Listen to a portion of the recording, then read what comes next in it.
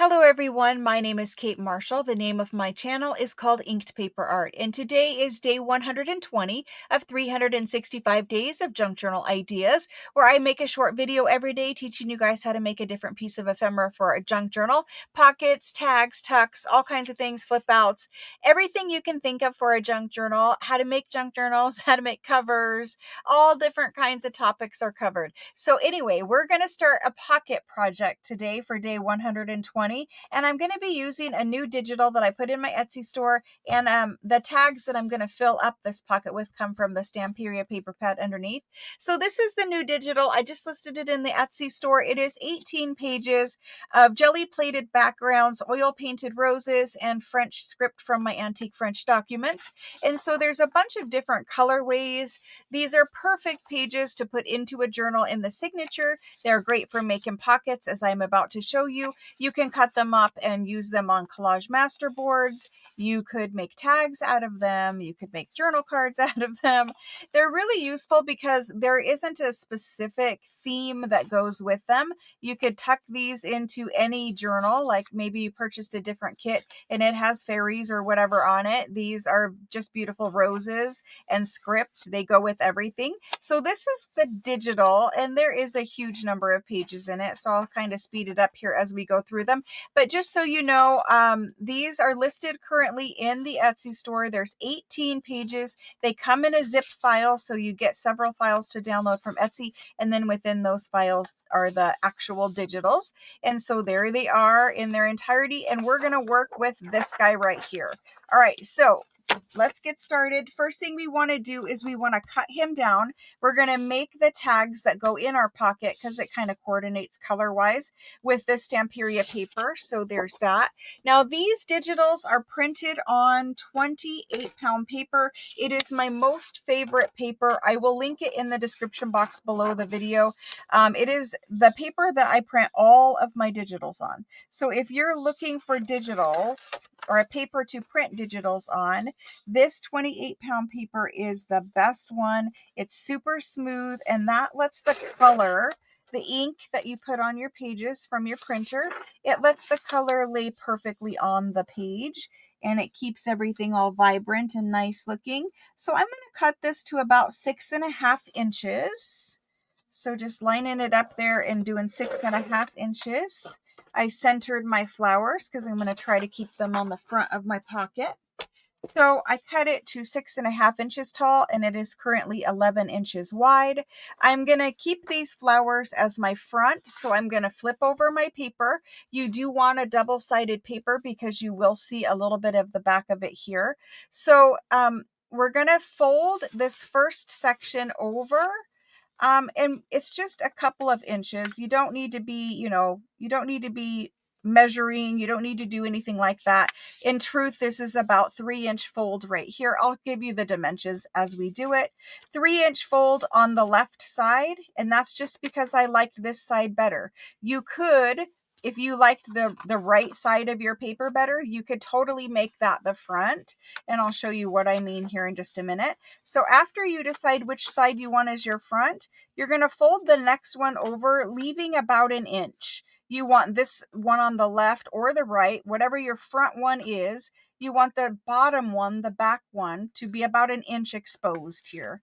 And so it'll make more sense as I do it. We're going to make sure our bottoms are lined up, and that's going to keep our fold straight, just like that. So you're looking for a pocket that has one flap in the front that you like the look of. And that one is going to be about 1 inch shorter than the one that's flipped into the back. So in my instance, it's the right one that is the short one and the left one that is the long one. It could be the opposite way for you. It just depends on what side of your paper you like the best. Okay. So from there, we're going to make a couple of cuts and we're going to ink it all.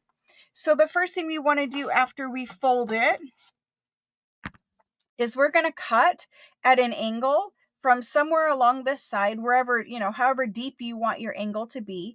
And then you're going to cut it up here towards this corner. And so when we cut up towards that corner, you're going to want to leave about 1/4 of an inch right there where your paper is going to So you're going to cut it where there is 1/4 of an inch left up here at the top. It'll make more sense as you watch me do it. So you can cut it in a trimmer if you're not super careful or whatever, super confident in your cutting. Just angle your scissors from somewhere along this point, and I'm going about 2.5 inches down. Angle them over towards that part up there and cut. So if whatever size you left up here at the top, whatever this is like, 1/3 of an inch, 1/2 of an inch, 1/4 of an inch. This little straight part up here, you want to repeat that on the other side and then angle it going down to a point there. So you're going to watch me do it on this side. Again, it makes more sense after you just see me do it. This is where it has a fold line right here. So I'm going to ink that so you guys can see it. But you're going to leave the same distance here as you have over here. So if you need to unfold it all, if that helps you to look at it, see right here is the fold line. And of course, by over explaining it, I'm probably making it sound more difficult than it is. But here's the fold line, and you can see that you have about 1/3 of an inch in my case. And so I'm going to leave about 1/3 of an inch there, and I'm going to angle my scissors down and just cut at an angle, right like that. And you're hoping that they somewhat match when you fold them over. You can measure, you can put it in a trimmer and cut it. Honestly, I don't ever have a problem with it. It's supposed to be a V cut right here, just as it is. That looks perfect. It looks great. We're good to go. So these little corners, set them off to the side. We can talk about them here in a minute. I'm going to give this another crease just to get it all folded down straight. That looks pretty good. And then the only thing that I would want to do from here is go ahead and do a thumb notch. So whatever your front flap is, the one that you put on the front, you're going to do a thumb notch, and you're going to thumb notch in the center from this point to this point right here in the center. Okay, because that's going to be an additional pocket. It's kind of like a bonus pocket because it's something that, most people probably wouldn't put in there to begin with. They would just close up their pocket and call it good. So let's go ahead and get this guy inked up quick, and then I will be showing you the finished tags, to go into these pockets. And then we will talk about yesterday's video with no sound as I'm inking this guy up. So I am aware the video for yesterday does not have any sound. It is because the microphone decided not to record the video. So there is a video and you can follow along it. It's not something very technical. So if you just, speed up the video a little bit, and you can do that right in your YouTube settings, in your YouTube, you could speed up the video so it doesn't take up so much of your time to watch, but it is a cute little pocket. I think that it's worth watching even without the sound. It happened. It got uploaded. I'm just going to leave it at this point. It's not worth recording again for me. I think the pocket is awesome and you guys should check it out, but it does not have sound. That is okay. It's not the way it was intended, but it is okay. It happens to the best of us. So I'm just going to leave it and move on. It's a vellum pocket and it's really easy to follow just from video alone. If it wouldn't be such a long video, I would add music to it over the top, but the song would have to play over and over again. So it is what it is. So I've inked the front. You want to make sure that you ink the back here because this is the back of your pocket and you will be able to see that. So I've printed this and made this whole pocket from 28-pound paper. It's really sturdy without adding a lot of bulk, especially because this pocket is constructed by folding the flaps over. If you did it out of cardstock, you would have 3 layers of cardstock plus 2 tags that could get kind of bulky on a page plus heavy. So I've inked it all up. Now I'm going to go ahead and ink the back of this one, and it's because this pocket can be made into a floating pocket, and because this paper is quite beautiful, I would like to add this one, or at least have the ability to add it as a floating pocket. For those of you who are new to junk journal making, a floating pocket means it's a pocket that you don't glue down to a page. It's a pocket that you clip in, usually with like a paper clip. and that makes it a floating pocket because you can move it around in the journal. Okay, so there's all that. We talked about missing audio. I will show you the pockets that I made in yesterday's video. And truth be told, this is the third time or fourth time I've recorded this video to get sound. So anyway, let's go ahead and glue at the bottom. So this is it. We've thumb hole punched it. We've inked around it. We are going to add glue on the short flap. So this is your top flap here with the roses, top. This is the bottom. The bottom flap, you're going to open up and you're going to add glue across the bottom only. Glue across the bottom only, folding that over. And just squish it down to make sure it's all straight. That's perfect. And then you're going to add glue on the top flap. You're going to add glue across the bottom and one little tiny line right here. And I'll show you that as I do it. You're going to glue across the bottom, assuming you can stay on the paper. And then for this one right here, look at where my thumb hole notch is, and I'm just going to add a little line of glue right there. You could do a little dot, but I think a line is better because it kind of forms your pocket a little more. So then you fold that over and you're gluing the bottom, and you're gluing this little part right here at the corner. You could do a little dot, but I think the line works better. So there's that. Fold it over. There's our pocket. Our pocket is fully constructed at this point, except for you have options to add additional pockets. So let's talk about those. You could take these little corners. Says you have two of them because you cut two angles, right? So if you liked your paper the way that this works out, then you could do it, right? You could add a little corner down here or the bigger corner down here, and you could make a little tuck back here because this is the front of your pocket. You could certainly put a little tuck right there and tuck a cute little tag in on the front of your pocket. If you like that look, go for it, do it. You can flip your paper around and do it the other way if that, looks better for you. It doesn't necessarily match mine, and I don't want to cover up my flowers, so I'm not going to do it. But you could certainly take one of those papers and put it here. The other corner could go on the back, especially if it is a floating pocket. You could add the little corner right there, and then you could tuck a tag back here on the back if it was a floating pocket. You could do that, or a journal card could tuck in there. And then, of course, again, because, the paper I've got here, it's double-sided. You could choose whatever one that you thought looked best there, whatever side looked best there. And so you've got some little options to play around with it. For me, I'm just going to leave it the way it is right now, and we'll move on and I'll show you the ones that are completed because I did make a number of them because I had to make the video so many times. So let's go ahead and talk about the completed pockets. So completed pockets, they look identical to the one I just showed you, except for I've made all of the ephemera that are in the inside of them. So let's go ahead and talk about that. First, I took that Stamperia paper and it looked something like this. It was out of that rose perfume backgrounds. And I just took this piece that's kind of pink and kind of teal, and I cut it into a little tag shape. And I put a little rose. I've used German scrap, so I put a little rose from a German scrap. I put hole reinforcers, and this tag goes right in this pocket, right in here, and it just sticks out just like that. And then this is the big tag that I made for the back. And all I did, again, I used that rose perfume background paper. And so it could have coffee dyed paper back here if you wanted to put it back there.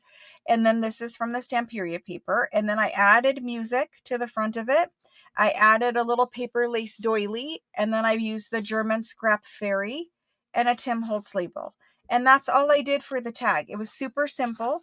And that goes back here in the back. And then to add this to a page, if you wanted to glue it down, you would take your page and you could put it down here in the bottom right side, and you would glue down the right side and glue down the bottom, and it would be a tuck back here. You could do it that way. You could glue it straight on a page and cover up a whole page. You could glue it further over here and use a journal card and tuck a journal card back there if you wish to. There's many different ways of using it. And of course, I said you could be a floating pocket and you could just clip it to a page and you could still stick something else back there, but just having it clipped on a page. But then the owner could take it off and look at it or move it around in a journal or whatever they want to do. I did make 2 more that are almost identical. I used a little different rows on them. They're from the same exact 12 by 12 paper. So one 12 by 12 gave me all of these tags that went in here. And I will tell you the sizes too, because I think it's helpful to know. So the size of the little tag, and it's going to depend on how much you fold your paper, but it's roughly, the size is about, I'm going to say 2 3/4 to 3 inches. It's in between, and about 4 1/8 inch. So that's this tag that goes in here. And then this tag that's in the back here, I try to center it. The pocket is actually quite bigger.